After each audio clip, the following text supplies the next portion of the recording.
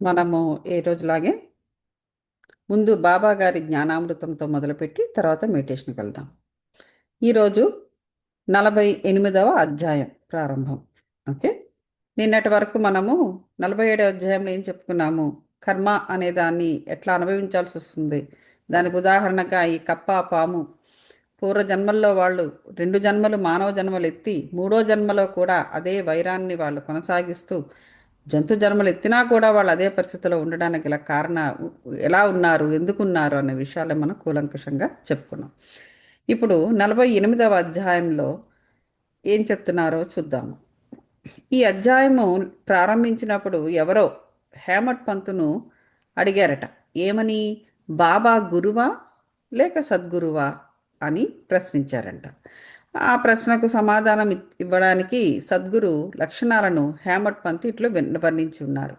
బాబా గారు సద్గురువే, మామూలు ఒట్టి గురువు కాదు, ఆయన సద్గురువే అని చెప్పడానికి ఆయన ఆయన దగ్గర ఆయన యందు ఉన్న పుష్కలమైన లక్షణాల గురించి ఇప్పుడు వివరిస్తున్నారు. ఏమిటో చూద్దాం. సద్గురువుని యొక్క లక్షణాలు ఏ విధంగా ఉంటాయి అంటే, గురువుని సద్గురువుని ఎలాగ మనము ఆ, గుర్తించడము అని చెప్పేసి ఆ విధంగా కూడా మనము ఇది తెలుసుకోవాలి. ఎవరు మనకు వేదాంతములను షట్ శాస్త్రములను బోధించెదరో చూసారా, ఎవరు చక్రాంకితము చేసెదరో, ఎవరు ఉచ్ఛ్వాస నిశ్వాసాలను బంధించెదరో, బ్రహ్మమును గూర్చి అందముగా ఉపన్యసించెదరో, ఎవరు భక్తులకు మంత్రోపదేశము చేసి దాన్ని పునశ్చరణము చేయమందురో, ఎవరు తమ వాక్శక్తిచే జీవిత పరమావధిని బోధించగలరో, ఇవన్నీ చేస్తూ ఇవి గురువులు కూడా చేస్తారు. కొంతమంది గురువుల్లో కూడా వాళ్ళల్లో కూడా రేంజెస్ ఉంటాయి కదా. వాళ్ళు పెరుగుతున్న కొలది వా వాళ్ళ యొక్క స్పిరిచువాలిటీ, వాళ్ళ యొక్క ఆధ్యాత్మికత పెరుగుతున్న కొలది ఈ ఒక్కొక్క పని వాళ్ళు చేయగలరు. ఇవన్నీ చేస్తూ ముఖ్యంగా సద్గురువుకు ఉండవలసినది ఏంటంటే స్వయంగా ఆత్మ సాక్షాత్కారాన్ని పొంది ఉండాలి. అంటే గురువులు అనేవాళ్ళు ఆ ఆత్మ సాక్షాత్కారాన్ని పొందడానికి శ్రమిస్తూ ఉంటారు. ఇప్పుడు నేను చెప్పినవన్నీ వాళ్ళు చేస్తూ వాళ్ళు శ్రమిస్తూ ఉంటారు. ఆత్మ సాక్షాత్కారం గురించి లేదా మోక్షం గురించి, లిబరేషన్ గురించి వాళ్ళు కూడా శ్రమిస్తూ ఉంటారు. ప్రజల చేత చేపిస్తూ ఉంటారు, వాళ్ళు శ్రమిస్తూ ఉంటారు. సద్గురువు అనే అనే వ్యక్తి ఆల్రెడీ దీన్ని సాధించేసి ఉంటాడు. అదనమాట. అది ద డిఫరెన్స్. ఎవరైతే చక్కని సంభాషణల వల్ల మనకు ఇహపర సుఖములందు విరక్తిని కలుగజేసేదరో, అది ఎప్పుడైతే లిబరేషన్ని ఇవ్వగలరో, ఎవరైతే మోక్షాన్ని లిబరేషన్ని ఇచ్చే గురువు సద్గురువు. ఆయనకు ఆల్రెడీ లిబరేషన్ అయ్యి ఉంటాడు, ఆత్మ సాక్షాత్కారము కలిగి ఉంటాడు. లిబరేషన్ అనేది ఆయనకి తెలిసి ఉంటుంది. మోక్ష మార్గాన్ని వెయ్యగలిగే శక్తి సద్గురువుకు ఉంటుంది. ఆయన ఎప్పుడు మాట్లాడినా, ఎప్పుడు ఉపన్యసించినా ఇహపర సుఖముల నుండి విరక్తిని కలుగజేసే సంభాషణలకు వస్తూ ఉంటాయి. అంటే ఏంటంటే ఆ నిర్వాణిక స్థాయిని దగ్గర ఉంటాడు ఆయన. అందుచేత వారి మాటల్లో ఇహపర సుఖములందు ఈ చాలామంది అడుగుతూ ఉంటారు, ఈ కష్టం ఉంది, ఆ కష్టం ఉంది అంటే, ఓ మీరు ఇది చేసి చూడండి, అది చేసి చూడండి, లేకపోతే ఈ టెక్నిక్, ఆ టెక్నిక్, లేకపోతే ఈ టెక్నిక్ చేస్తే అలా జరుగుతుంది, లేకపోతే ఇది చేస్తే అలాంటి అలాంటి వాటిని బోధించే స్థితిలో వాళ్ళు ఉండరు. వాళ్ళు చాలా ఎబోలో ఉంటారనమాట. సో సద్గురు అనేవాడు వాళ్ళ యొక్క బోధనలు ఎలా ఉంటుందంటే, సద్గురు యొక్క బోధనలు నీ నీ చేత నువ్వే ఆ మార్గాన్ని నీ చేత వేయిస్తారనమాట. అంటే ఏంటి? నీ చేత శ్రమింపజేస్తారు నీ మార్గం నువ్వు వేసుకోవడానికి. అంతే తప్ప ఒక కంఫర్టబుల్గా మనిషిని చూస్తూ ఏదో ఒక టెక్నిక్ చెప్పి దాని ద్వారా వాళ్లకు ఒక టెంపరీగా ఒక ఉపశమనం కలిగించేటటువంటి బోధనలు వాళ్ళు చెయ్యరు. అది తేడా.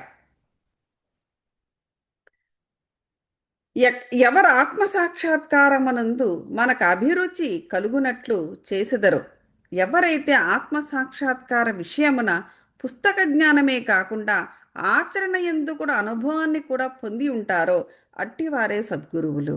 అది ఆత్మ సాక్షాత్కారమును స్వయంగా పొందని గురువు దాన్ని శిష్యులకు ప్రసాదించలేడు. సద్గురువు స్వప్నమందైనను శిష్యుల నుండి సేవను గాని ప్రతిఫలాన్ని గాని ఆశించడు. చూడండి, సద్గురువు అయితే ఈ శిష్యుల నుండి శిష్యులు నాకు సేవ చేయాలి అది ఇది అని అట్లా ఆశించడంట.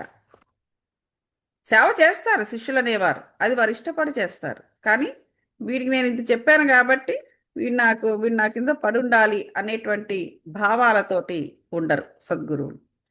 దానికి బదులుగా వాళ్ళే శిష్యులకు సేవ చేస్తారట. తాను గొప్పవాడనియు తన శిష్యుడు తక్కువవాడనియు అటువంటి భావనలు ఉండవంట. సద్గురువు తన శిష్యుని కొడుకు వలె ప్రేమించుటే కాక తనతో సరిసమానంగా చూచును.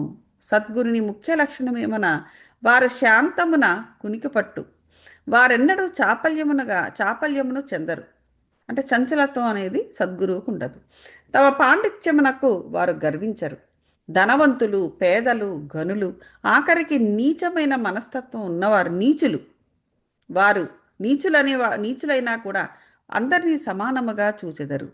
ధనవంతుల్ని, నీచుల్ని, పేదవాళ్ళని, ఘనుల్ని అందరినీ సమానంగా చూడగలిగేవాడు సద్గురువు. అంటే అతనికి ఏమాత్రం కూడా ఏహ్యభావము, ఎవరి మీద ఎందుకు కూడా భేదభావం కానీ ఏహ్యభావం కానీ వేరుపాటు కానీ ఉండదు. ఈ వేరుపాటులు, ఏహ్యభావాలు, ఫేవరిజంలు, ఫేవరెట్లు ఇవన్నీ కూడా ఏంటంటే కింది చక్ర స్థాయిలో ఉన్నవారి మాత్రమే. ఎందుకంటే ద్వంద్వము, అద్వైతంలో ఉండరు వాళ్ళు, ద్వైతంలో ఉంటారు. ద్వైతం అంటే ద్వంద్వం. ఆ ద్వంద్వం అనేది క్రింది చక్రస్థాయిలో ఉన్నవారికి మాత్రమే ఉంటుంది. ఎప్పుడైతే దాన్ని అధిగమించి పై చక్రస్థాయికి మానవుడు వెళ్ళిపోయాడో ఇప్పుడు అవన్నీ ఆ లక్షణాలన్నీ పడిపోతాయి అన్నమాట. పోయి ఆ పైన ఉన్న ఆధ్యాత్మిక పరమైన లక్షణాలని ఆటోమేటిక్గా ఆ సోలు ఎవల్యూట్ అయిపోతుంది. అప్పుడు అందరూ సమానంగానే కనిపిస్తారు. అన్లెస్ వాళ్ళు తన కింది చక్రస్థాయికి, అంటే ఎప్పుడు కింది చక్రస్థాయికి రారా అండి అంటే వస్తారు. అవసరమైనప్పుడు గురువుసు కూడా కింద చక్రస్థాయికి వస్తారు. ఎందుకంటే కింద చక్రస్థాయిలో కూడా కొంతమంది శిష్యులు ఉండిపోతారు. ఎన్నెన్నో జన్మల నుంచో వారిని ఫాలో అవుతూ, గురువులను ఫాలో అవుతూ కొంతమంది శిష్యులు ఎన్ని జన్మలో ఎత్తుతూ ఉన్నా కూడా ఎదగరు, ఆత్మస్థాయిలో ఎదగరు. వాళ్ళు కింద చక్రస్థాయిలో ఉంటారు. వాళ్ళని ఉద్ధరించాలనేటువంటి సోల్ ప్లాన్ ఉండినప్పుడు వారు కింద చక్రస్థాయిలోకి వస్తారు. గురువుస్ ఓన్లీ ఆ పర్పస్ కోసం వస్తారు. మళ్ళీ తిరిగి పై చక్రస్థాయి అప్పుడప్పుడు ఎప్పుడు అవసరమో అప్పుడు కింద చక్రస్థాయికి, వాళ్ళ కింద చక్రస్థాయికి వెళితే తప్ప ఆ చక్రస్థాయిలో ఉన్న శిష్యులను వాళ్ళు పికప్ చేయలేరు. కాబట్టి ఆ కింద చక్రస్థాయిలో ఉండిపోయిన ఆత్మలను వారు కలుసుకోవాలంటే ఆ గురువు అనేవాడు కింద చక్రస్థాయికి వచ్చే తీరాలి. అలా వచ్చి ఓన్లీ పర్పస్ కోసమే వస్తారు, అక్కడ ఉండిపోవడానికి రారు. వాళ్ళు ఆల్రెడీ ఈ స్థాయిలన్నీ అధిగమించి పై స్థాయిలో ఉన్నవారు. ఇలా జరుగుతూ ఉంటుందన్నమాట. హేమట్ పంత్ తన పూర్వజన్మ సుకృతముచే సాయిబాబా వంటి సద్గురువు ఆశీర్వాదమును సహవాసమును పొందినని తలంచెను. హేమట్ పంత్ ఎప్పుడు అలాగే అనుకుంటాడు. బాబా యవ్వనమునందు కూడా ధనమును కూడబెట్టలేదు. వారికి కుటుంబము కానీ, స్నేహితులు కానీ, ఇల్లు కానీ, ఎట్టి ఆధారము కానీ లేకుండెను. 18 ఏండ్ల వయసు నుండి వారి మనస్సును స్వాధీనమందుంచుకునేది. ఇది ఎలా సాధ్యము? అప్పటికే ఆయన అనాహత చక్రస్థాయిని దాటి ఉన్నారు బాబాగారు. ఆయన కింద చక్రస్థాయిలో లేరు. అందువల్ల ఆయన చేసే పనులన్నీ కూడా దైవలీలలే కనిపిస్తూ ఉండేవి. మామూలు మనుషులు చేసే పనులు, మామూలు మనుషులు చూపించే లీలలు ఆయనలో లేవు. 18 ఏండ్ల వారొంటరిగా నిర్భయంగా ఉండేవారు. ఈ భయం అనేది ఎక్కడుంటుంది? చీకటి అంటే భయము, లేకపోతే మరొకటి భయము, జంతు భయము, ఆ భయము, ఈ భయము. ఈ భయాలన్నీ ఎక్కడుంటాయి? క్రింది చక్రస్థాయిల్లోనే ఉంటాయి. స్వాధిష్టాన చక్రస్థాయిలో ఉంటుంది. ఎప్పుడైతే మానవుడు లో క్వాలిటీ ఎనర్జీస్తో కనెక్ట్ అయి ఉంటాడో ఆ కింది చక్రస్థాయిలోనే ఉండిపోతాడు. ఆ కింది చక్రస్థాయిలో ఏమేమి ఎమోషన్స్ ఉంటాయో వాటన్నిటినీ కూడా వాడు మోస్తూ ఉంటాడు మానవుడు. ఆ భయం అనేది అక్కడే ఉంటుంది. ఈయన ఎప్పుడో ఆ స్థాయిలన్నింటినీ అధిగమించేసి ఉన్నప్పుడు ఇంక భయం ఏముంటుంది? చీకటంటే భయం ఉండదు, ఎవరన్నా భయం ఉండదు. అది. వారెల్లప్పుడూ ఆత్మానుసంధానమునందు మునిగి ఉండేవారు. ఆత్మనెప్పుడు అనుసంధానంతో ఉండేవారు. అంటే ఇతర ఆత్మలతో లేదా విశ్వము యొక్క ఆత్మతో అనుసంధానమై ఉంటూ ఉండేవారు. భక్తుల స్వచ్ఛమైన అభిమానమును చూచి వారు మేలు కొరకే చేయుచుండెడివారు. ఎప్పుడు కూడా భక్తులు ఎవరైతే స్వచ్ఛమైన అభిమానాన్ని తనతో తనపై కలిగి ఉండేవారో అటువంటి భక్తుల మేలు కొరకు ఆయన ఏదో ఒకటి చేస్తూ ఉండేవారట. ఈ విధముగా వారు తమ భక్తులపై ఆధారపడి ఉండేవారు. అది భక్తుల మీద ఈయన కూడా ఆధారపడి ఉండడం అంటే ఈ విధంగా ఆధారపడి ఉండేవారు. ఏ భక్తులైతే తన యందు స్వచ్ఛమైన భక్తిని, ప్రేమ, విశ్వాసాన్ని కలిగి ఉండేవారో వారిని వదిలేవారు కాదు. ఎందుకంటే వారికి అండదండలుగా ఉంటూ ఉండేవారు బాబాగారు. ఆ విధంగా భక్తులపై ఆధారపడి ఉండేవారు.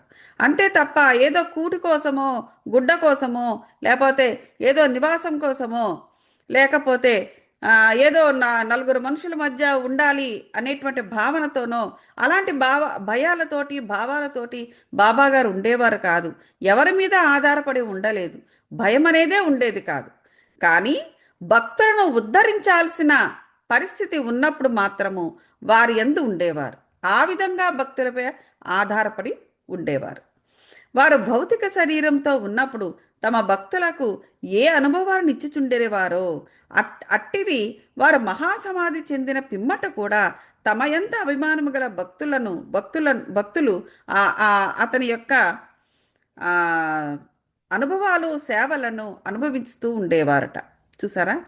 ఎప్పుడైతే భౌతిక శరీరంతో ఉన్నప్పుడు ఎలాగైతే భక్తులు తనపై ఆధారపడి ఉండేవారో, ఆయన ఎలాగైతే వాళ్ళని ఉద్ధరించడానికి ఆధారపడి ఉండేవారో అటువంటి అనుభవాలనే ఆయన మహాసమాధి చెందిన తర్వాత కూడా మానవులు అనుభవిస్తూ ఉండేవారట. అందుచే భక్తులు చేయవలసినదేమన భక్తి విశ్వాసములనడు హృదయ దీపంను సరిచేయవలను. అంటే ఎప్పుడు కూడా హృదయములో బాబా యందు భక్తి విశ్వాసాలను కలిగి ఉండాలి. ప్రేమ అనే ఒత్తిని వెలిగించి ఉండాలి. ఎప్పుడు ఇట్లు చేసేదరో అప్పుడు జ్ఞానం అనే జ్యోతి, ఆత్మసాక్షాత్కారం అంటే అదే జ్ఞానమే. నీ ఆత్మను నువ్వు ఎలా చూస్తావు? నువ్వు ఆత్మసాక్షాత్కారం ఎలా జరుగుతుంది? మన కళ్ళు మూసుకుంటే మన ఆత్మను మనం చూడగలగాలి. మన యాస్ట్రల్ బాడీని మనం చూడగలగాలి. ఎప్పుడు జరుగుతుంది? జ్ఞానాన్ని నువ్వు నీ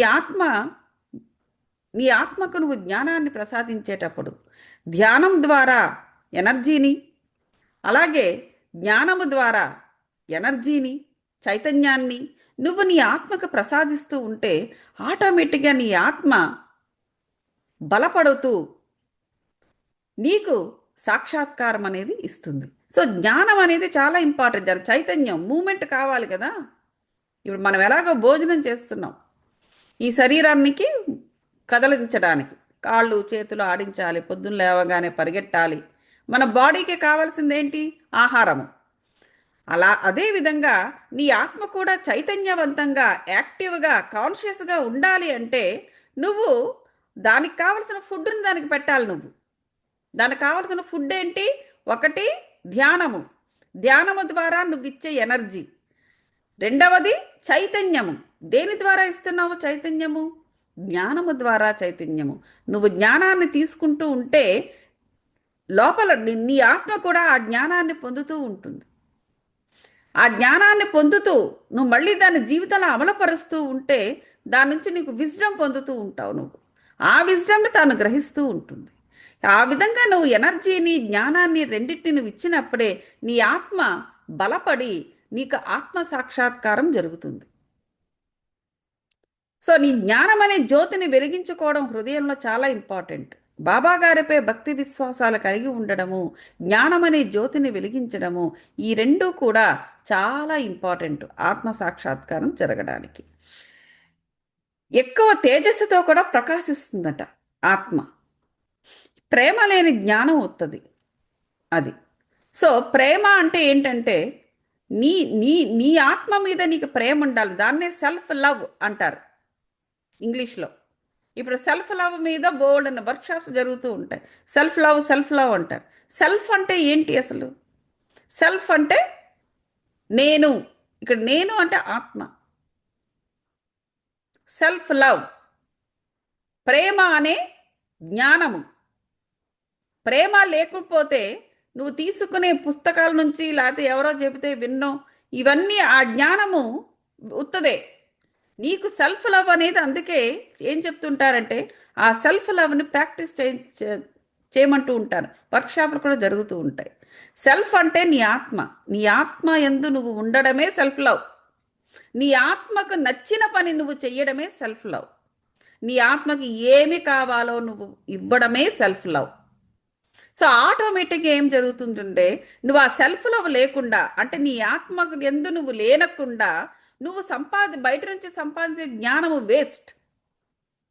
అందువల్ల ఎప్పుడూ కూడా ఏ స్పిరిచువల్ మార్గంలో, అది ఎవరైనా కూడా, పత్రిజీ గారి దవ్వు, సద్గురు దవ్వు, లేకపోతే శ్రీశ్రీ దవ్వు, వాళ్ళ సెల్ఫ్ లవ్ గురించి తప్పకుండా వాళ్ళు భాషిస్తూ ఉంటారు. ఎందుకంటే ఇక్కడ సెల్ఫ్ లవ్ అంటే కేవలం మన శారీరక పరమైనదే కాదు, శారీరక పరమైన లవ్ కూడా ఉండాలి. టైంకి స్నానం చేయడం, టైంకి భోజనం చేయడము, ఇదంతా కూడా నీ ఆత్మ బలంగా ఉండడానికే ఉపయోగపడుతుంది. అది శారీరకంగా నువ్వు చేసే పనుల యందు కూడా ఇన్వాల్వ్మెంట్ ఉండాలి. నువ్వు శారీరకంగా నువ్వు చేసే పనుల యందు నీకు ఇంట్రెస్ట్ ఉండాలి. నువ్వు ఇష్టపడి చెయ్యాలి. ఇదంతా కూడా సెల్ఫ్ లవ్లోకి వస్తుంది. శారీరకంగానైనా లేకపోతే ఆత్మపరంగానైనా ఏదైనా కూడా, ప్రతి ఒక్కటి కూడా ఇవన్నీ కూడా కనెక్షన్స్ అన్నమాట.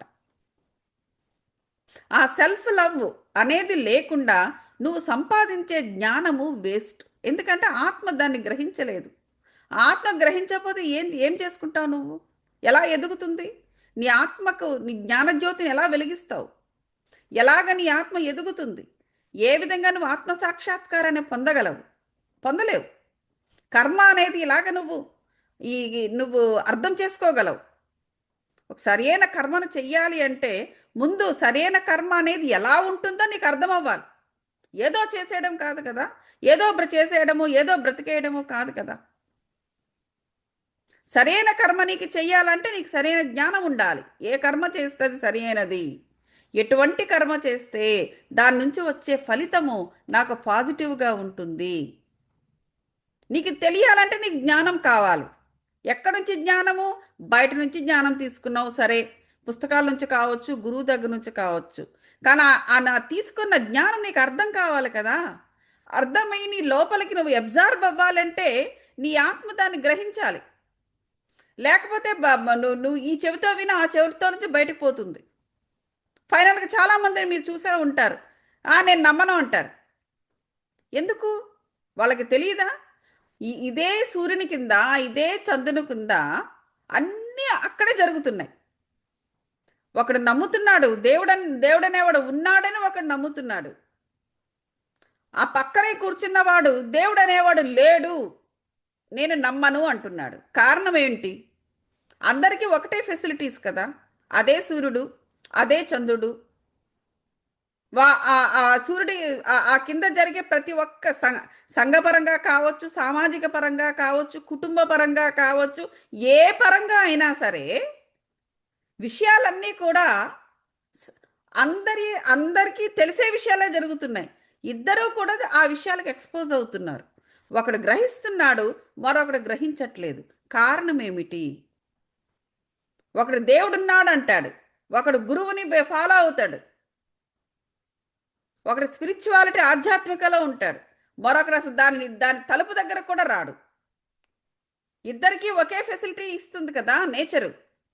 ఆ సూర్యుడు చంద్రుడు ఇద్దరికీ ఒకే ఫెసిలిటీస్ని ఇస్తున్నాయి. ఇద్దరికీ బ్రీతింగ్ ఉంది, ఇద్దరికీ శ్వాసించడం ఇస్తోంది, ఇద్దరికీ వాటర్ ఇస్తోంది, ఇద్దరికీ నేచర్ పళ్ళు పలహారాలు ఇద్దరికీ ఇస్తోంది.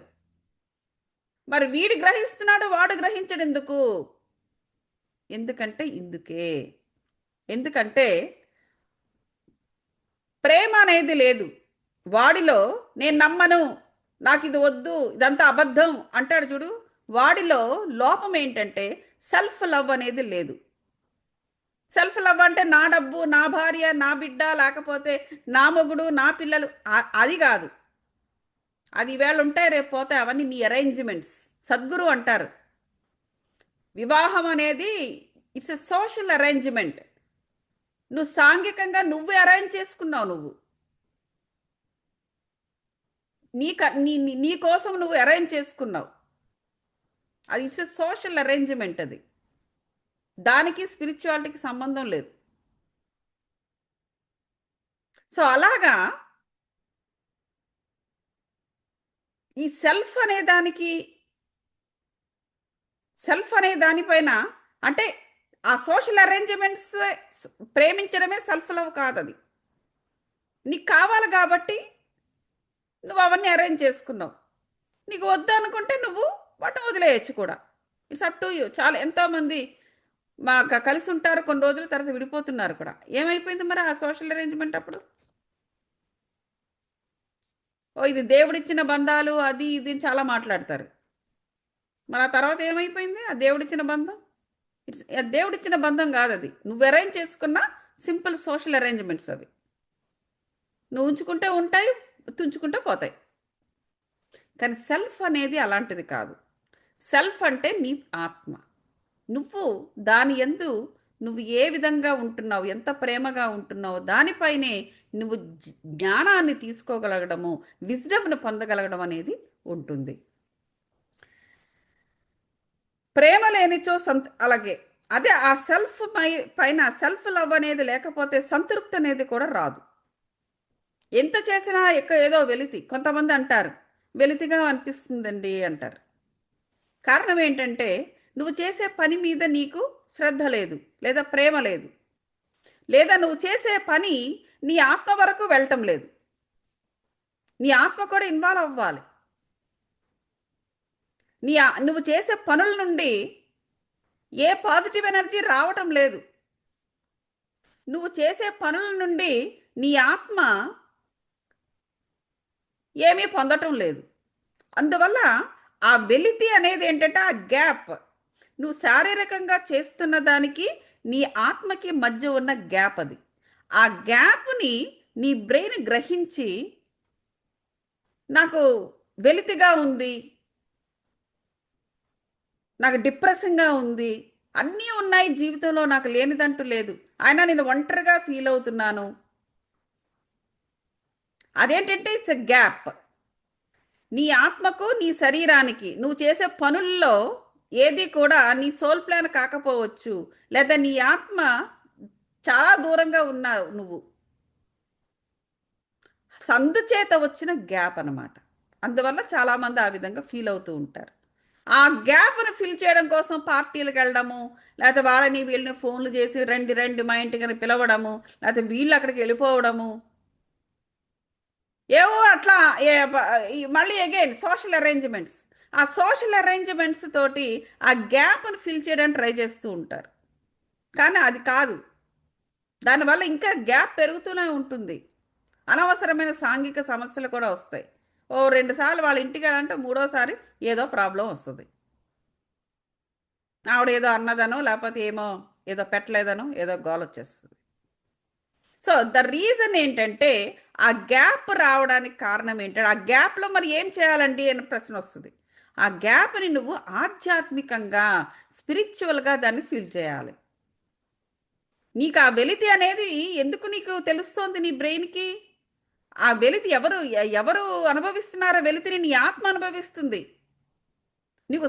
నువ్వు ఏర్పరచుకున్న సోషల్ అరేంజ్మెంట్స్ అన్నీ యాజ్ ఇట్ ఈస్, ఏది ఎక్కడ ఉండాలో అక్కడ అన్నీ బాగానే ఉన్నాయి, టైంకి అన్నీ జరుగుతున్నాయి నీకు. మరి వెలితి ఎక్కడి నుంచి వస్తుంది? ఎందుకు వస్తుంది, ఎక్కడి నుంచి వస్తుంది అంటే నీ ఆత్మ ఫీలింగ్ అది. అందువల్ల నువ్వు డిప్రెస్ ఫీల్ అవుతున్నావు, నీకు అన్ని సోషల్ అరేంజ్మెంట్స్ పర్ఫెక్ట్గా ఉన్నప్పటికీ కూడా. ఆ వెలితిని మళ్ళీ సోషల్ అరేంజ్మెంట్స్ తోటి నువ్వు ఫిల్ చేయకూడదు, ఆధ్యాత్మికంగా ఫిల్ చేయాలి. అదే అప్పుడే సెల్ఫ్ లవ్ అనేది అక్కడ అప్లై చేయడం అనేది జరుగుతుంది. ప్రేమ అన్నదే లేని ఎడల చదువుట, వినుట, నేర్చుకున్నట అన్ని నిష్ఫలములు. అది ఆ సెల్ఫ్ లవ్ అనేది ఆత్మ యొక్క ఇన్వాల్వ్మెంట్ అక్కడ లేనప్పుడు నువ్వు చేసే ఏ పనైనా కూడా వేస్ట్ అంటున్నారు ఇక్కడ. ప్రేమ అనున్నది వికసించినచో ఆ భక్తి, ప్రేమ అనున్నది ఇక్కడ ప్రేమ అంటే ఆడ మగ మధ్య ఉండే ఈ సోషల్ సొసైటీలో ప్రేమలు కావవి, ఇది వేరు. ఈ ప్రేమ అనేది ఇక్కడ ఈ ఆధ్యాత్మిక ప్రేమ అనేది ఏంటంటే ఇది ఒక సూత్రం, ఒక కనెక్షన్. నీకు నీ ఆత్మకున్న కనెక్షన్, నీ ఆత్మకు పరమాత్మకు ఉన్న కనెక్షన్, లేదా నీకు మొత్తం పరమాత్మతో ప్లస్ మొత్తం విశ్వానికి ఉన్న కనెక్షన్. అప్పుడు ఈ విధమైన కనెక్షన్స్ ఏర్పడినప్పుడు నువ్వు అద్వైతంలోకి వస్తావు. శంకరాచార్యుల వారి కాన్సెప్ట్. యాజ్ లాంగ్ యాజ్ ఈ కనెక్షన్స్ ఏర్పడకుండా ఉన్నంత వరకు నీ యొక్క పరిస్థితి, నీ ఆత్మ పరిస్థితి క్రింద చక్రస్థాయిలో, క్రింది ఆత్మస్థాయిలోనే ఉండిపోతుంది. ద్వంద్వము, అద్వైతము కాదు, ద్వైతముగానే ఉండిపోతుంది. ఎన్నో జన్మలు ఎత్తే అవకాశాలు కూడా ఉంటాయి అక్కడే ఉండిపోతే. అదనమాట. సో ఈ ప్రేమ అనేది అంటే ఆ కనెక్షన్స్ అనేవి ఏర్పడినప్పుడు నువ్వు విన్నా, చదివినా, నేర్చుకున్నా వేస్ట్ అంటున్నారు. కాబట్టి ఈ ప్రేమ అనేది వికసించిందంటే అది కనెక్షన్స్ ఏర్పడుతున్నప్పుడు భక్తి కలుగుతుంది. నిర్వ్యామోహము అంటే వ్యామోహం అనేది ఉండదు, శాంతి కలుగుతుంది, స్వేచ్ఛ ఇక్కడ నుంచి స్టార్ట్ అవుతుంది. ఫ్రీడమ్ అండ్ లిబరేషన్ పూర్తిగా ఒకటి తర్వాత ఒకటి ఎలా వచ్చేస్తూ ఉంటాయి. ఇవి లక్షణాలు, ఆధ్యాత్మిక లక్షణాలు అనేది. దేనిని గూర్చి కానీ మిక్కిలి చింతించనిదే దేని యందు మనకు ప్రేమ కలగదు. ఇది దేని గురించి అయినా కొంత శ్రమ పడాలి, ఆలోచించాలి, శ్రమ పడాలి. అలా అలా ఏ శ్రమ లేకుండా ఏదో ఒక 4 మాటల ద్వారా, 4 టెక్నిక్ల ద్వారా కనెక్షన్స్ ఏర్పరచుకోవాలంటే అవ్వదు. యథార్థమైన కాంక్ష, యథార్థము అంటే నిజమైన సత్యమైన ఆ కాంక్ష ఉండాలి మనిషిలో. నేను ఇది చెయ్యాలి, ఆధ్యాత్మికంగా నేను ఎదగాలి అనేటువంటిది. ఉత్తమమైన భావం ఉన్న చోటనే భగవంతుడు తానై సాక్షాత్కరించును. ఆ కాంక్ష, ఆ ఉత్తమమైన భావము ఈ రెండు ఉండాలి. అదే ప్రేమ, అదే మోక్షానికి మార్గం వేస్తుంది అనేసి హేమట్ పంత్ మనకి చెబుతున్నారు. అయితే మనము ఈ అధ్యాయంలో చెప్పవలసిన ముఖ్య కథను పరిశీలించదము.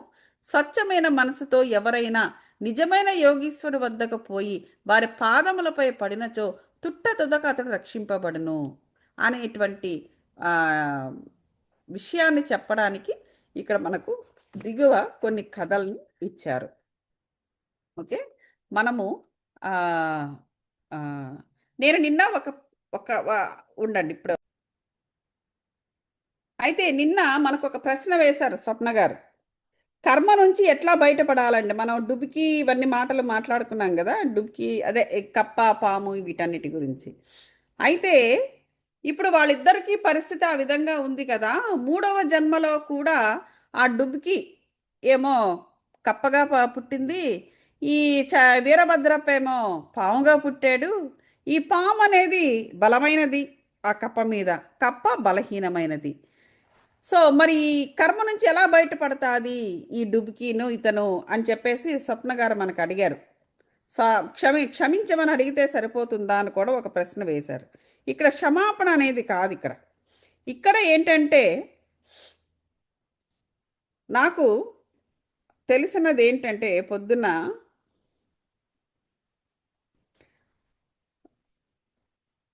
ఓకే,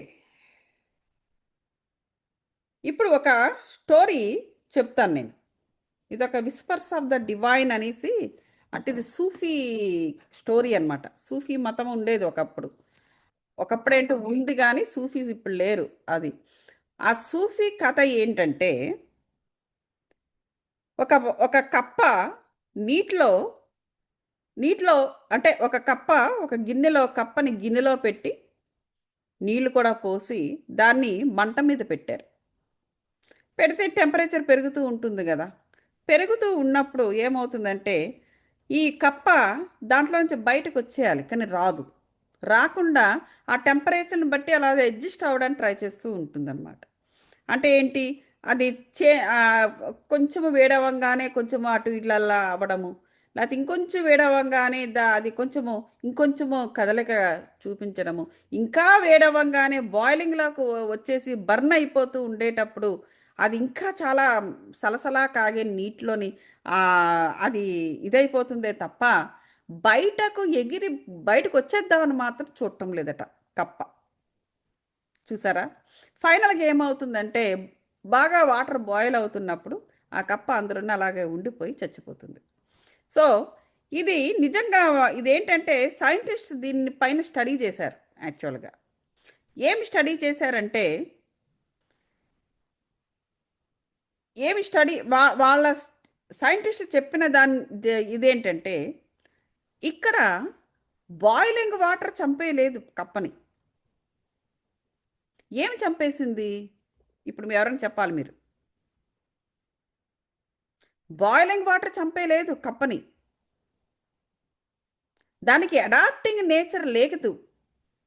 అడాప్టింగ్ నేచర్ అంటే ఏంటంటే అంటే అది అడాప్ట్ అవ్వడానికి అడాప్టివ్ అది ఏంటంటే పరిస్థితి ఎటువంటి పరిస్థితి అయినా కూడా దానికి డైనమిజం లేదు, స్టాటిక్ మైండ్ అనమాట దాన్ని. అలాగే ఉండిపోయి అక్కడికక్కడే ఆ పరిస్థితికి అడ్జస్ట్ అవ్వడానికి ట్రై చేస్తుంది తప్ప దాని నుంచి బయట పడడానికి కప్ప ప్రయత్నించటం లేదు. అందుచేత అది చచ్చిపోయిందే తప్ప వాటర్ బాయిల్ అవ్వడం వల్ల బాయిలింగ్ వాటర్ దాన్ని చంపేయలేదు. దాని యొక్క నేచర్, దాని యొక్క మైండ్ సెట్టే దాన్ని చచ్చిపోయేలా చేసింది. ఆ, పరిస్థితిని బట్టి మార్చుకోలేకపోయింది. రైట్ అది అండి. అంతే. అదే ఆ- ఆ- పరిస్థితిని బట్టి అది మన పనిని మనం మార్చుకోవాలి. మార్చుకోవాలి. మన సో ఆలోచనలు అండ్ అది పని అది ఆ, అన్ని. ఇప్పుడు డుబ్కీ యొక్క పరిస్థితి కూడా కప్పగానే జన్మించింది. చూసారా? ఒక బలహీనమైన జంతువుగానే జన్మించింది. 2 జన్మల్లోనూ ఆవిడ అలాగే ఉంది. 3వ జన్మలో కూడా ఆ డుబ్కి ఈ కప్ప కప్పగా కప్పగా జన్మ ఎత్తి ఈ పావుకి భయపడుతూనే ఉంది, పరిగెడుతూనే ఉంది. అక్కడ మార్పు అనేది ఎవరికి రావాలి అంటే అక్కడ ఈ వీరభద్రప్ప అదే ఈ పాము ఉంటే తప్ప తాను తన బలహీనతను అధిగమించదు, అధిగమించి తను ఎదగదు. ఎవరు? డుబ్కి.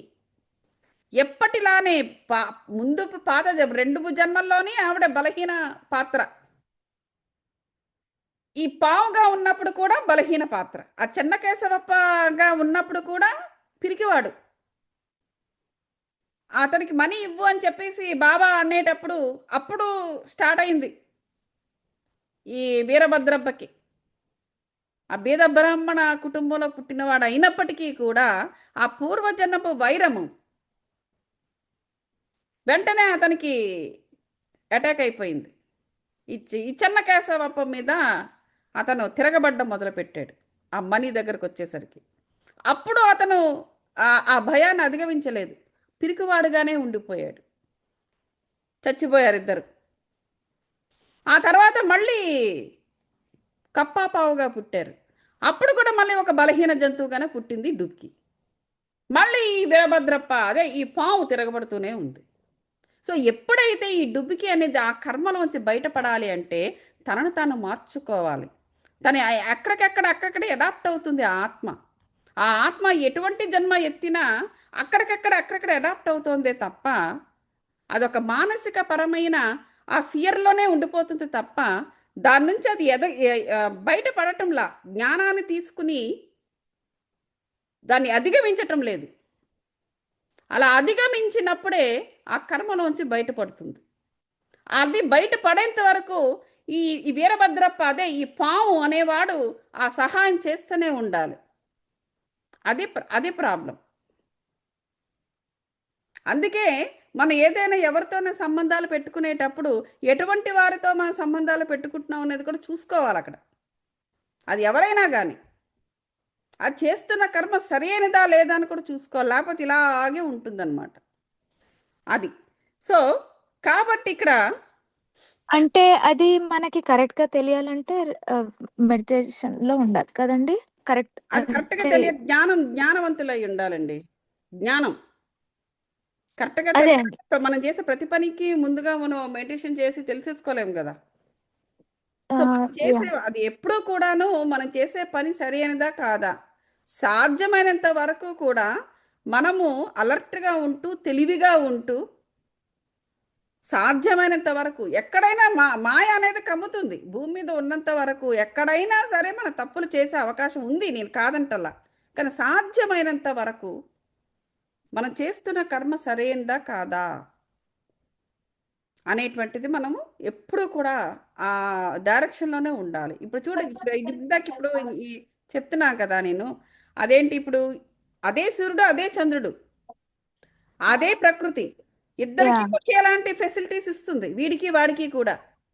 వీడేమో ఇలాగా అన్ని గ్రహిస్తున్నాడు, వాడేమో ఏది గ్రహించటం లేదు. కారణాలు ఏంటి? ఆ సెల్ఫ్ లవ్ అనేది లేదు, ఆత్మతో కనెక్షన్ అనేది లేదు. మరి మనకి ఎలా ముందుగా తెలుస్తుందండి అంటే ఆత్మతో కనెక్షన్ పెట్టుకోవాలి. ఆత్మే నిన్ను నడిపిస్తుంది. ఆత్మని మించిన స్నేహితుడు, బంధువు ఎవ్వరు ఈ భూమి మీద ఎవ్వరికి ఉండరు. ఆత్మే మనకి గైడ్ చేస్తుంది. అందుచేతే ధ్యానము ద్వారా ఆ ఆ ఆత్మతోటి కనెక్షన్స్ని ఏర్పాటు చేసుకోవాలి. అప్పుడు మనకి చేస్తున్న సరైన కర్మ కాదా అని తెలుస్తుంది. ఒకవేళ మనం చేసేది సరి అయిన కర్మ అవునా కాదని మనకి తెలియకపోయినా, మనం ఏర్పరచుకున్న కనెక్షన్స్ ప్రకృతితోటి లేదా ఆత్మతోటి పరమాత్మతోటి ఉన్న కనెక్షన్స్ అవే మనకు నడిపిస్తాయి.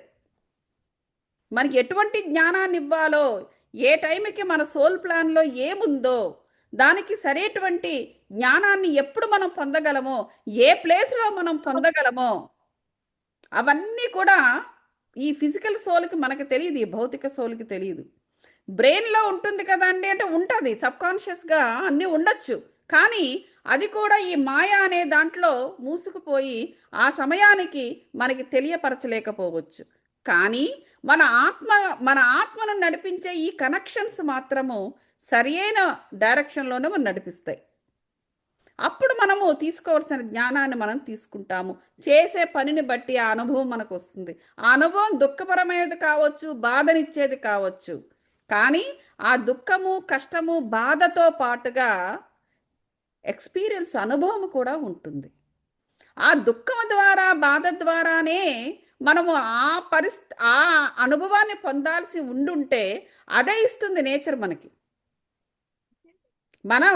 మనకు నేచర్ కానీ, దేవుడు కానీ, ఆత్మ కానీ మనకు శత్రువులు కారు. మనము ఆ సమయంలో తీసుకోవాల్సిన అనుభవము ఏ విధమైన ఎమోషన్తో తీసుకోవాలి, ఏ విధమైన ఎమోషన్ ద్వారా తీసుకోవాలి అన్నది మనకు తెలియదు. మనకు ఎప్పుడు సుఖమే కావాలనుకుంటాం. ఎందుకంటే మనం ఏడవడానికి ఇష్టపడము, బాధపడడానికి ఇష్టపడము, కష్టం అంటే ఇష్టం ఉండదు, న్యాచురల్ అది. కానీ నీకు ఆ పాఠము లేదా గుణపాఠము కావచ్చు, పాఠము కావచ్చు, లేకపోతే దాని నుంచి రావాల్సి వచ్చే విజ్డమ్ కావచ్చు, అది నీకు ఆ కష్టము ద్వారానో, లేకపోతే ఒక నష్టము ద్వారానో, లేకపోతే విపరీతమైన మానసిక వేదన ద్వారానో రావాల్సి ఉంటే నేచర్ నీకు అదే ఇస్తుంది, నేను ఆ డైరెక్షన్లోనే తీసుకెళ్తుంది. అందుచేతే ఏం చెప్తారంటే గురువుస్ అందరూ కూడా మన ఆత్మతో మన కనెక్షన్ పెట్టుకుని ఎప్పుడు కూడా పరమాత్మతో కూడా కనెక్షన్ పెట్టుకుంటూ ఎప్పుడు కూడా ఎంతో ఎంతూసియాస్టిక్గా ఉండమంటారు. ఓ, ఇదేదో మన దారిలోకి వస్తుంది అంటే ఏదో నేర్పడానికి వచ్చింది, దీని నుంచి మనం ఏదో నేర్చుకోబోతున్నాము నేర్చుకోవాలి. అనేటువంటి ఎంతూసియాజం, యాక్టివ్నెస్, ఎంతూసియాజంతో మనం దానికి ముందుకెళ్ళాలి తప్ప వెంటనే డిప్రెస్ అయిపోయి అమ్మో ఈ కష్టం వచ్చి నా మీద పడుతుంది, ఇక నేను ఇక నా బతుకి ఇంతే అనేటువంటి డిప్రెషన్ తోటి మనం దాన్ని ఎదుర్కోవడం అనేది చేయకూడదు. అంటే అలా ఎదుర్కోలేము, అలా దానికి బలైపోతామే తప్ప. ఎంతోసియాజంతో ముందుకెళ్ళాలా, ఏదో నేర్చుకోబోతున్నాను నేను. ఈవెన్ మన వాళ్ళే మనల్ని బాధ పెట్టినా కూడా, మన వాళ్ళే ఒక మాట మనల్ని అనొచ్చు, మనం భరించలేనంత మాట, మనం భరించలేని ప్రవర్తన వాళ్ళు చేస్తుండొచ్చు మన మన మన కళ్ళకు. కానీ దాని వెనకాతల మనం తీసుకునే జ్ఞానం అక్కడ దాగి ఉంది. అది అలాగే స్ప్లిట్ అయితే తప్ప నీకు ఆ జ్ఞానం బయటికి రాదు, ఆ జ్ఞాన జ్యోతి బయటికి రాదు. అది నీకు కావాలి. ఈ మిగతా ఇవన్నీ మనకు అనవసరం. వీళ్ళు ఇలా చేశారు, వాళ్ళు అలా చేశారు, ఇంత మునుపు మా ఇంట్లో వాళ్ళు ఎంత బాగుపడ్డారు, ఈ రోజున మాకు ఇలాంటి దుస్థితి కలిగించారు, అవన్నీ కూడా అనవసరం. కానీ అదంతా ఇప్పుడు మామిడి పండులో నుంచి అదంతా పీచు గట్రా అంతా తీసేశారనుకోండి, ఏం బయటపడుతుంది? ఆ సీడ్ బయటకు వస్తుంది. ఆ సీడ్లోనే ఉంటుంది అంతా కూడా. మహావృక్షం అయ్యేటంత మెటీరియల్ ఆ సీడ్లో ఉంటుంది. ఆ సీడ్ని తీసుకెళ్ళి, ఆ టెంకని తీసుకెళ్ళి భూమిలో పాతితే కొన్నాళ్ళకి మహావృక్షం అవుతుంది, పెద్ద మామిడి చెట్టు వస్తుంది. అంటే అంత చిన్న సీడ్లో అంత మహా మెటీరియల్ ఉంది అందులో. ఆ మెటీరియల్ మనకు కావాలి. ఇదంతా కూడా జస్ట్ కారణాలంతే అది. సో ఆ విధంగా మనము కర్మను అర్థం చేసుకుంటూ ఉండాలి. సో కాబట్టి ఏదైనా కూడా మనం ధైర్యంగా ముందుకెళ్లాల్సిందే. కంఫర్ట్గా ఉంటాను, నాకు అదంతా వద్దు, నాకు అలా అలా కుదరదు. అది నువ్వు కంఫర్ట్గా ఉండాలి అనుకుంటే అసలు జన్మే ఎత్తకూడదు, అనవసరం అది. ఇక్కడికి వచ్చింది రాముడు లాంటి వాడే ఎన్నో కష్టాలు అనుభవించాడు. దాని ద్వారానే అతను, అంటే వాళ్ళంతా లోక కళ్యాణం పనులు చేస్తారు కదా వాళ్ళు, అందువల్ల వాళ్ళు మోక్షాన్ని సాధించేస్తూ ఉంటారు వాళ్ళు. మనం ఏంటంటే లోక కళ్యాణ పనులు చెయ్యం కదా, అసలు ఆత్మతోనే మనం కనెక్ట్ అవ్వము, పనికి మాలిన పనులన్నీ చేస్తుంటాం బయట. అందువల్ల మనకు టైం వేస్ట్ అవుతూ ఉంటుంది. జన్మ తర్వాత జన్మ, జన్మ తర్వాత జన్మ, జన్మ తర్వాత జన్మ మనం తీసుకుంటాం. రాముడు అనేవాడు వచ్చాడు, అంతకన్నా లోక కళ్యాణ పనులు చేసుకుని వెళ్ళాడు, ఆత్మతో కనెక్ట్ అయి ఉన్నాడు. ఆ పనులన్నీ కూడా అన్ని చేసినవన్నీ అంటే పురాణ పురుషులు అయిపోయారు వాళ్ళు, అందుకనే. అలాగే ఆంజనేయ స్వామి కూడా ఆయన వచ్చాడు, ఏం చేశాడు? రాముడు కోసమే వచ్చాడు అతను. అతను శివుని నుంచి అంశం, అతను శివ అంశం అతను. ఆ శివుడు అతన్ని ఎందుకు పుట్టించాడు? తన అంశంలో నుంచి, తన అంశ ఆ రాముడికి హెల్ప్ చేయడానికి. ఆయన ఆ పనే చేశాడు, ఇక వేరే పనులు ఏమీ చేయలేదు. అతని సోల్ ప్లాన్లో ఏముందో అదే చేశాడు ఆంజనేయ స్వామి, హనుమంతుడు. మరి మనం ఏం చేస్తున్నాము? మన సోల్ ప్లాన్ పక్కన పెట్టే అన్ని రకాల పనులు మనం చేస్తాము, అందువల్ల మన టైం వేస్ట్ అయిపోద్ది. సో అందువల్ల మనకు ఈ కష్టం ఏర్పడుతుందన్నమాట. మనం కూడా సోల్ ప్లాన్ ఏంటో తెలుసుకొని దాని ప్రకారమే సోల్తో కనెక్ట్ అవుతూ, ఓన్లీ సోల్ ప్లాన్లో ఉన్నవే నేను చేస్తాను, ఇంకేవి నేను చెయ్యా అని అనుకున్నాం అనుకోండి, మనం కూడా హ్యాపీగా ఎదుగుతాం ఆత్మస్థాయి. 10 ఒక 1000 30 2000 30,000 జన్మలు ఎత్తాల్సిన అవసరం ఉండదు. ప్రతి జన్మలో కూడా కొంచెం కొంచెం కొంచెం కొంచెం కొంచెం మనం ఆధ్యాత్మికతను పోగేసుకుంటూ ఉంటే మనం కూడా సద్గురువులు అవుతాం. ఎందుకవా? అదనమాట. సో కర్మను ఆ విధంగా హ్యాండిల్ చేయాలి. మనము మన పాత్ర ఎన్ని జన్మలు ఎత్తినా కూడా మన పాత్ర బలహీన పాత్ర అవుతుండేటప్పుడు దాని నుంచి అధిగమించడానికి ట్రై చేయాలి. సో డుబికి అప్పటికే అధిగమించడానికి ట్రై చేయాలి. బాబా ఉన్నప్పటికీ కూడా బాబా కూడా ఏం చేయలేడు. ఆయన ప్రతి ఆత్మ కూడా తనకు తాను బయటపడాలి. ఆయన హెల్ప్ చేస్తున్నాడు అంతే. ఆ కప్ప దాన్ని మింగేస్తూ ఉంటే మధ్యలో పడి తిట్టేసి సిగ్గుసరా లేదా పండి అని చెప్పేసి తగిలేశారు ఆయన. సో ఆ విధంగా ఆ పాము వదిలేసింది, లేకపోతే అప్పుడే చచ్చిపోయేది ఆ కప్ప. ఇంతసారి మేకలుగా ఉండేటప్పుడు గుర్తించి ఎంతో ప్రేమగా వాటికి ఆ శనగపప్పు అదంతా పెట్టి మళ్ళీ తిరిగి యజమానికి ఇచ్చేశారు. ఇంతకుముందు ఉండేటప్పుడు అలా కొట్టుకోకుండా రా అని చెప్పాడు, విన్నారా వాళ్ళు? అది. సో ఆ విధంగా జరుగుతూ అది నేను చెప్పదలుచుకున్నది. మీరు అడిగిన ప్రశ్నకి సమాధానం ఏంటంటే, భయాలు అనేవి 4 రకాల భయాలు ఉంటాయి. ప్రతి మనిషికే కాదు, యోగికి కూడా ఈ భయాలతోనే ప్రాబ్లం. వాడు ముముక్షు అంటారు యోగిని. ఆ యోగికి కూడా ఈ 4 రకాల భయాలతో చాలా ఇబ్బందులు పడుతూ ఉంటాడు. ముఖ్యంగా వాడు ఆత్మస్థాయి ఎదుగుతూ ఉండేటప్పుడు ఈ భయాలనేవి, భయము, ఈ 4 రకాల భయాలు ఏంటో అవి శక్తులు. అవి నెగిటివ్ అయినా పాజిటివ్ అయినా, పాజిటివ్ ఎనర్జీ అయినా కానీ నెగిటివ్ అయినా అవన్నీ శక్తులు. అవి ఆ నెగిటివ్ శక్తులు వాడిని ఎదగకుండా చేయడానికి ట్రై చేస్తూ ఉంటాయి. అలాగే మానవులందరికీ కూడా శారీరక భయాలుంటాయి, మానసిక భయాలుంటాయి, బుద్ధి భయాలు, ఆత్మ భయాలు, 4 రకాల భయాలుంటాయి.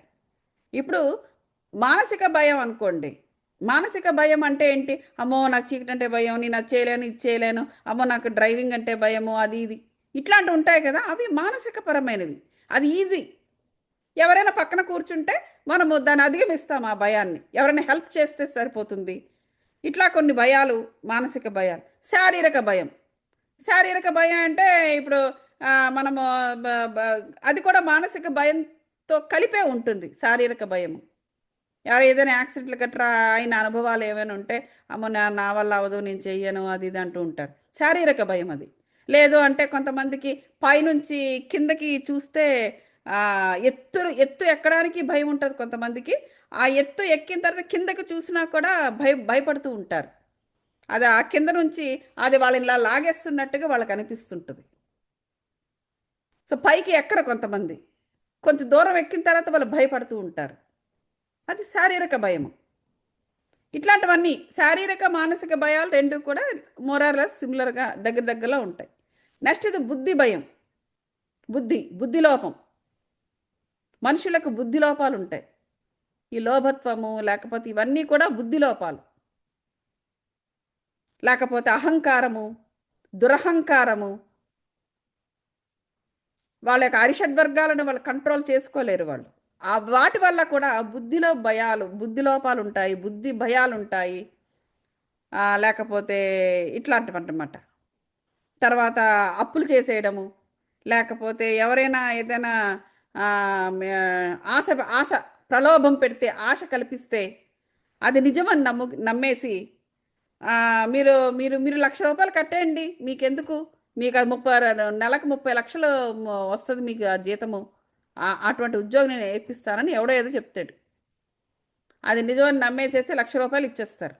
ఏ ఉద్యోగము ఉండదు. వాడు చక్కగా డబ్బు పట్టుకుని వెళ్ళిపోతాడు. అది ఎందుకు అలా జరుగుతూ ఉంటాయి? బుద్ధి లోపం. అక్కడ బుద్ధి బ్లాక్ అయిపోయింది వాళ్ళకి. అలాగే ఇంకోటి ఇలాంటివి అనమాట. బుద్ధి భయాలు, బుద్ధి లోపాలు. ఇంకోటి ఆత్మ భయాలు, ఆత్మలోపాలు. ఆత్మభయం అనేది ఎప్పుడు ఉంటుంది అంటే ఇక ఈ మానసిక శారీరక బుద్ధి భయాలు ఇవన్నీ కూడా ఎన్ని జన్మలు ఎత్తినా కూడా వాటి నుంచి అధిగమించకుండా దాన్ని ఇంకా ఇంకా ఇంకా స్ట్రాంగ్ చేసుకుంటూ పోతే సబ్కాన్షియస్గా ఆత్మకి కూడా అది చుట్టుకుపోతుంది. అది ఆత్మ వరకు వెళ్ళిపోతే మాత్రము దాని నుంచి బయటపడడం చాలా కష్టం అన్నమాట. ఇంకోటి అంటే యాక్సిడెంట్స్ జరిగి చచ్చిపోతుంటారు కొంతమంది. అప్పుడు ఆ యాక్సిడెంట్ అనేది సడన్గా జరుగుతూ ఉంటాయి. సడన్గా జరిగినప్పుడు ఏమవుతుందంటే ఆత్మ భయానికి లోనవుతుంది. అంటే ఆ సోల్ ప్లాన్లో ఉండొచ్చు, లేదా లేకపోయి కూడా ఉండొచ్చు. కొన్ని ప్రమాదాలు కూడా భూమి మీదకి వచ్చిన తర్వాత ఏమైనా జరగచ్చు. సోల్ ప్లాన్ ఒకటి ఉండొచ్చు, కానీ చెప్పలేము. ఇక్కడున్న శక్తులు, భూమి మీద ఉన్న శక్తులన్నీ కూడా ఆత్మ మీద పనిచేస్తూ ఉంటాయి. భూమి మీద ఉన్నది పనిచేస్తుంటుంది, పైనుంచి విశ్వంలో ఉన్న ప్రతి energy, positive energies okay, negative ఎనర్జీలు ఇవన్నీ ఉంటాయి కదా, అన్నీ 24 గంటలు ఇన్ఫ్లుయెన్స్ అలా చూపించడానికే ట్రై చేస్తూ ఉంటాయి. మన చాలా విషయాలకు మనం రెస్పాండ్ కాము, చాలా ఎనర్జీస్కి. అందువల్ల బ్రతుకుతున్నాం. ప్రతి ఒక్కదానికి మనం గురైపోతున్నాం అనుకోండి, ఎప్పుడో చచ్చిపోయేవాళ్ళం. సో మానవ బలం కూడా, మానవుని యొక్క శక్తి కూడా మహాశక్తి. ఎన్నో రకాల శక్తులు ఈ వాయుమండలంలో ఉండి 24 గంటలు ఇన్ఫ్లుయెన్స్ చేస్తూ ఉంటుంది మనిషి యొక్క ఆత్మ మీద.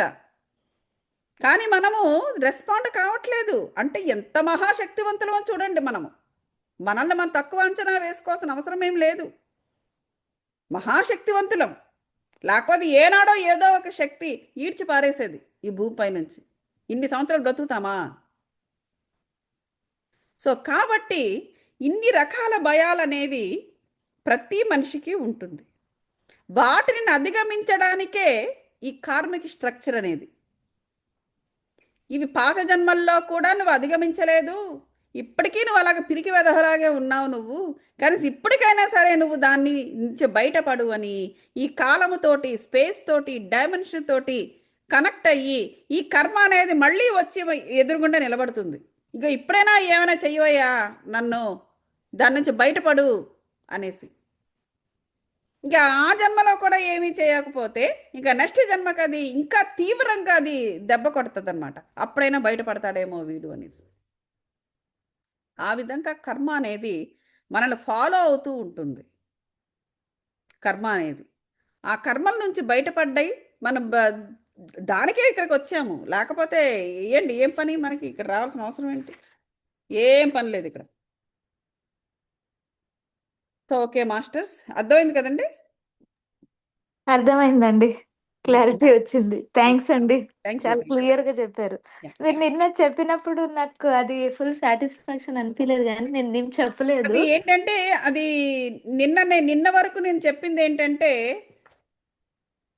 నీకు సరైన కర్మని ఎలా క్రియేట్ చేసుకోవాలన్నది చెప్పాను. కానీ మీరు అడిగిన ప్రశ్న ఏంటంటే కర్మ నుంచి ఎలా బయటపడాలి అని. యా, అది ఎగ్జాక్ట్లీ. కానీ దీంట్లో ఇంకొక పాయింట్, కర్మ నుండి ఎలా బయటపడాలనేది ఒక పాయింట్ నాది. ఉమ్. నాకు మెయిన్ డౌట్ ఎక్కడ వచ్చిందంటే, ఆ అమ్మాయిది పాపం తప్పు లేదు, కష్టంలో ఉంది కాబట్టి, సరే నాకు ఇప్పుడు ఎంత వస్తే అంత డబ్బులు చాలు, వాడు నాకు తక్కువ డబ్బులు ఇచ్చినా పర్వాలేదు నా ల్యాండ్ కి అని చెప్పి. అదే అంటున్నా. అదే ఉండకూడదు. ఆ సెల్ఫ్ పిట్టి అనేది కూడా అది లో క్వాలిటీ ఎనర్జీ. వాడు కానీ చెడ్డవాడు అని మొత్తం గ్రామం అంతా తెలిసినప్పుడు వాడి దగ్గర నువ్వు సహాయం పొందకూడదు. పైగా సహాయం పొందితే పొందావు, నువ్వు ఏంటి తాకట్టు పెట్టావు? వాడిచ్చిన 200 రూపాయలకి నువ్వు భూమి తాకట్టు పెట్టేశావు. యాహ్! అంటే అక్కడ ఇలా కూడా అనుకోవచ్చు కదండీ మనము. ఇప్పుడు తను ఫిజికల్ వరల్డ్‌లో ఉంది గదా! ఉమ్. ఆహ్, అంటే ఇప్పుడు ఆ ధర్మాలు కూడా కరెక్ట్‌గా నిర్వర్తించాలి అని అంటారు గదా! తనకి ఏ దారి దొరక్కనే అవును నా ల్యాండ్‌కి ఎక్కువ డబ్బులొస్తాయి, అయినా గూడా నేను 200కే తీసుకుంటున్నా అంటే, అంటే అక్కడ ఎంతో అవసరం ఉండే గదా తీసుకుంది. ఇప్పుడు అలా కాదండి. అక్కడ అవసరం కాదు అక్కడ. అవసరం కోసం జనాలు చాలా చాలా మంది చాలా చేసేస్తూ ఉంటారు. అవసరం కోసం హత్యలు కూడా చేస్తారు. అవసరం కోసము ఏవేవో చెడు పనులు, పాడు పనులు కూడా చేసేసి బ్రతికేస్తున్నారు. అట్లా అప్పుడు అది ధర్మం కాదు కదా! మనకి ఎన్ని అవసరాలున్నా లేకపోతే ఎటువంటి అవసరం ఉన్నా కూడా ధర్మాలను మనం విస్మరించడానికి లేదు. అక్కడ ధర్మము ఏంటంటే ధర్మో రక్షతి రక్షితః అంటారు. నువ్వు ధర్మాన్ని కాపాడితే ధర్మం నిన్ను రక్షిస్తుంది అని అర్థము. ఇప్పుడు ఏది కూడా నీ సొంతము కాదు. అది గుర్తుపెట్టుకోండి.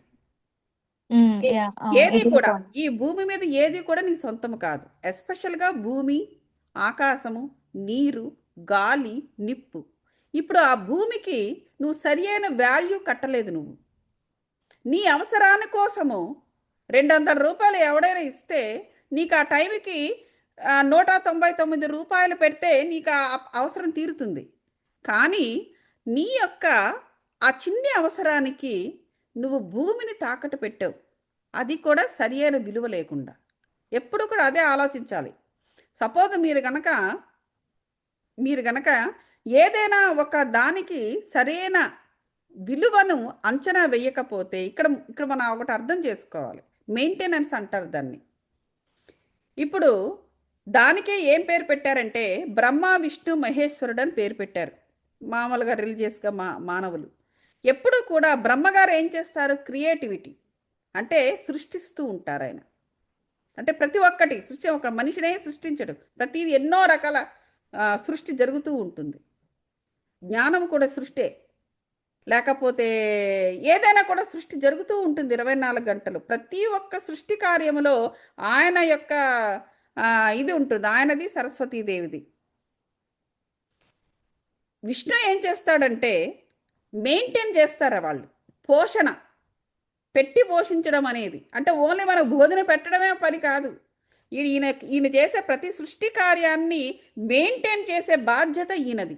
ఈవెన్ రైల్వే ట్రాక్స్ వేస్తుంటారు, లేకపోతే విమానాలు, ఎయిర్పోర్ట్ ఉంది ఫర్ ఎగ్జాంపుల్. ఎయిర్పోర్ట్, విమానాలు, చలన శక్తి మామూలు విషయం కాదు అది. ఏదో విమానం ఎక్కేస్తున్నాం దిగిపోతున్నాం అని అది కాదు.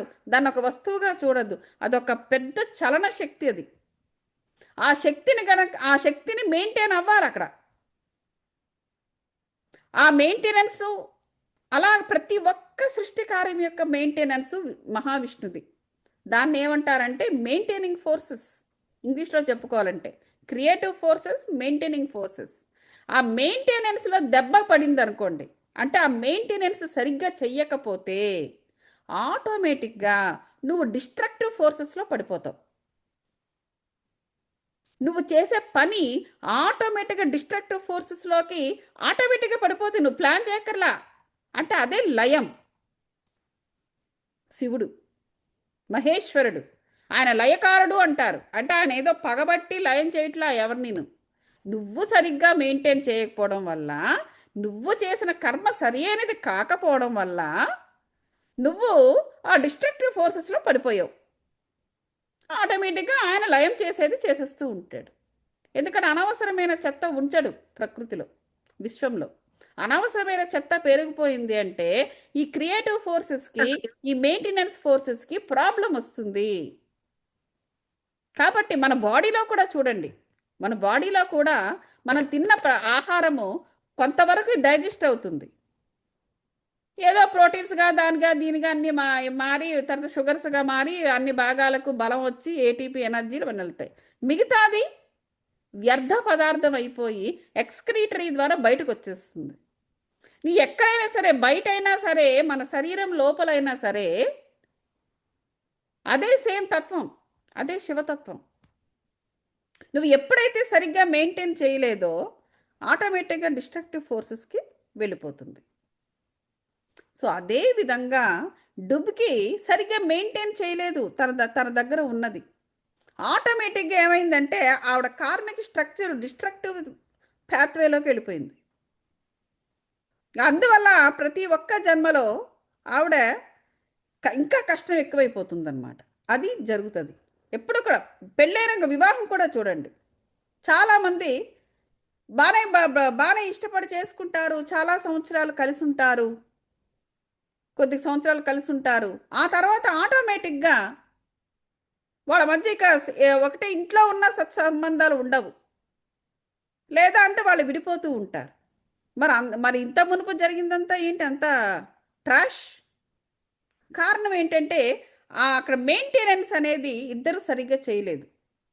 రిలేషన్షిప్ అనే దాన్ని సరిగ్గా మెయింటైన్ చేయకపోవడం వల్ల ఎవరో ఏమి పొలాలు పెట్టక్కర్లా, ఆటోమేటిక్గా వాళ్ళ రిలేషన్షిప్ అనేది డిస్ట్రక్టివ్ ఫోర్స్లోకి వెళ్ళిపోతుంది.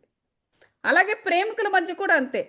ప్రేమించుకునే రోజుల్లో కొన్నాళ్ళు బాగుంటారు, తర్వాత అలాగే అయిపోతుంది. ఇంకెవరో ఇంకొక ఆమె వచ్చింది, వాడు మైండ్ మారిపోయింది అనుకుంటారు. ఇక్కడ మెయింటెనెన్స్ సరిగ్గా జరగలేదు, ఇంకవన్నీ తర్వాత సెకండరీ. అంటే ఇద్దరిలో ఏ ఒక్కరు సరిగ్గా మెయింటైన్ చేయకపోయినా ఆ రిలేషన్షిప్ ఆటోమేటిక్ డిస్ట్రక్టివ్ ఫోర్స్లోకి వెళ్ళిపోతుంది. సో అదే అనమాట ఇక్కడ జరుగుతూ ఉంటుంది. సో డుబ్బికి సరి అయిన వాల్యూ కట్టలేదు, దాన్ని సరిగ్గా మెయింటైన్ చేయలేదు ఆ భూమిని. సో అందువల్ల ఆమెకు ఆ ప్రాబ్లమ్స్ అనేవి వచ్చాయి. అది ఆమెకి అది కరెక్ట్‌గా ఎప్పుడు తెలుస్తది అంటే, తను మెడిటేషన్ పాత్‌లో ఉండి కరెక్ట్‌గా జ్ఞానం తీసుకునే మనిషి అయ్యి ఉంటే, తనక్కడ కరెక్ట్ డెసిషన్ తీసుకునేది. కదండీ! ఏమో అది తెలియదు నాకు. ఎవరైనా పెద్దవాళ్ళు ఉంటే వాళ్ళు మామూలుగా వాళ్ళందరూ మెడిటేషన్స్ చేయక్కర్లా. అదేంటమ్మా అంత అంత అంత భూమిని ఏమో నువ్వు మరి 200 రూపాయలకి ఇచ్చేస్తావా అని చెప్పేవాడు ఎవడ ఉండడా? అది దానికి మెడిటేషన్ ఎందుకు? Common sense. హుహు. ఆ! అంటే నేననేదేంటంటే తనకి తెలీదు. దాని ఫ్యూచర్ కాన్సిక్వెన్స్ తను ఎంతగా అనుభవిస్తది ఈ ఈ పని చేయడం వల్ల. అది తెలియకపోవచ్చు. అదే ప్రాబ్లము.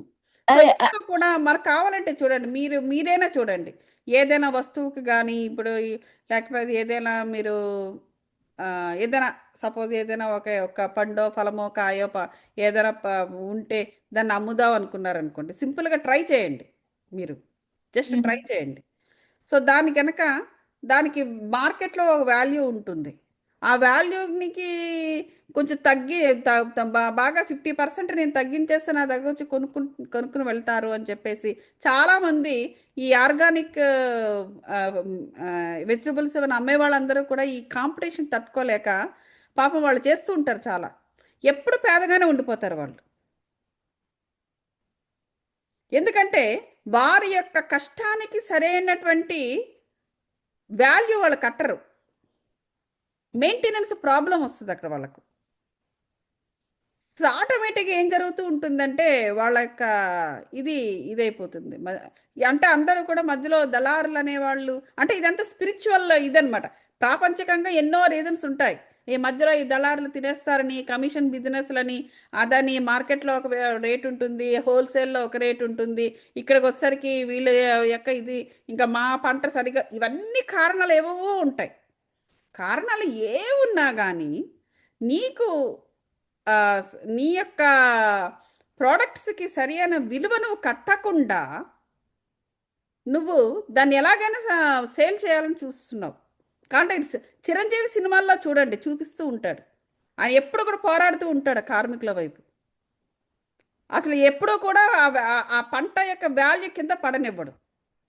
అతను ఒక లీడర్. ఎన్నో సినిమాలు, చిరంజీవి సినిమాలు చాలా ఉంటాయి, ముఠా మేస్త్రి అని, అదని ఇదని ఇవన్నీ కూడా. సో అలాంటి వాడు ఒకడు ఉండాలి, ఒక నాయకుడు. అదే కరెక్ట్ అయిన పద్ధతి. సో అట్లా అనమాట. ఎప్పుడైతే అందువల్ల చూడండి, ఎప్పుడూ కూడా ఎలక్షన్స్ వాడే నిలబడుతూ ఉంటాడు, వాడే నాయకుడిగా వస్తూ ఉంటాడు. మొత్తం మార్కెట్ అంతా కూడా ఒక ఒక ఒక పెద్ద కింగ్డమ్ లాగా దాన్ని ఇది చేస్తూ ఉంటాడు, దాన్ని రన్ చేస్తూ ఉంటాడు ఆ లీడర్ అనేవాడు. చిరంజీవి సినిమాల్లో ఎక్కువ చూపించేవారు ఒకప్పుడు. ఇప్పుడు చిరంజీవి వేరే సినిమాలు వేస్తున్నాడు కానీ. సో ఆ సినిమాలు అదనమాట. ఎప్పుడూ కూడాను ఆ మార్కెట్ యొక్క వాల్యూ పడిపోకుండా, దాని యొక్క క్వాలిటీ పడిపోకుండా, ఎప్పుడు కూడా ఆ మార్కెట్ అలా కళకళలాడుతూ ఉండాలి అంటే వాళ్ళ యొక్క ప్రోడక్ట్స్కి సరి అయిన విలువ, ధర సరి అయినది ఉండాలి. అలాంటి నాయకుడు ఎప్పుడూ కూడా వాడు పుడుతూ ఉంటాడు, వాటన్నిటిని టేక్ కేర్ చేయడానికి. సో ఇవన్నీ కూడా ప్రాపంచికంగా కూడా మనకి కనిపిస్తుంటాయి, కానీ మనం నోటీస్ చెయ్యం. మనం అది ఏదో వెళ్ళి కొనుక్కేసుకుంటాం, తినేస్తాం, బతికేస్తాం, అట్లా చేసేస్తూ ఉంటాం కానీ. సో అది అక్కడ డుబ్కీకి ఆ ప్రాబ్లం వచ్చిందనమాట.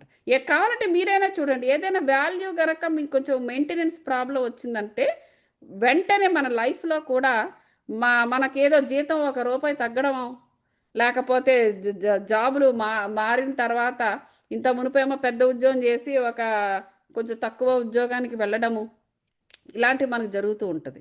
సో ఆ టైంలో ఏం చేయాలంటే మనము దాన్ని సెట్ చేసుకోవాలి, ఎందుకు ఇలా జరిగింది అనేసి సెట్ చేసుకుంటే మళ్ళీ మనం ఎదుగుతూ ఉంటాము. సో ఇట్లాంటివన్నీ చూసుకుంటూ ఉండాలి. అది షూర్ అండి. యా థ్యాంక్స్ అండి. Thanks for the clarity. Yeah sure. మనం ఇక్కడ ఆల్రెడీ 9:30 అయిపోయింది. మరేంటి మీరు ఓకేనా, చేస్తారా మెడిటేషన్? చేస్తామండి.